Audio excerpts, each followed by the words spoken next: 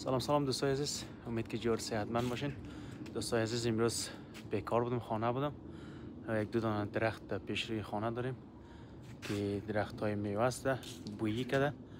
واقعیت خیلی رسیده، شاخه‌هایش پایین آمده. میخوایم این را امروز جمع کنیم. این درخت رو قصد نکردیم، این درخت واقعیت خیلی زیاد کرده.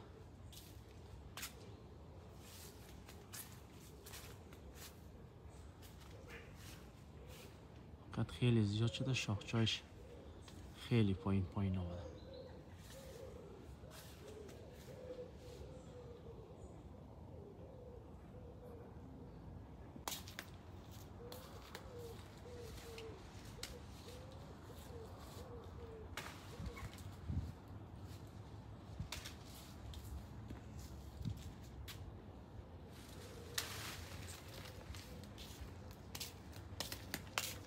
این نوعش واقعیت خیلی رسیده، حتی ترک هم خورده.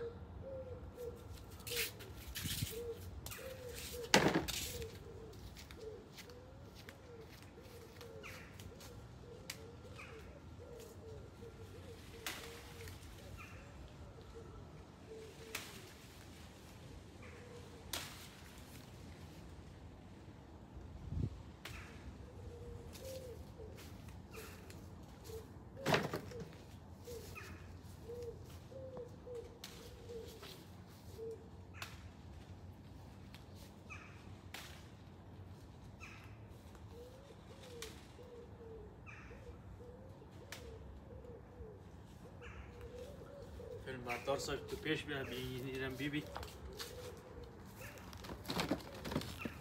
واقعیت اینی خیلی کلان شده دیگه. دوستای عزیز، شما بگین که در کدام ولایت افغانستان زیاد بویی داره دیگه و چی فایده ای داره، این شما در کامنت نوشته کنید.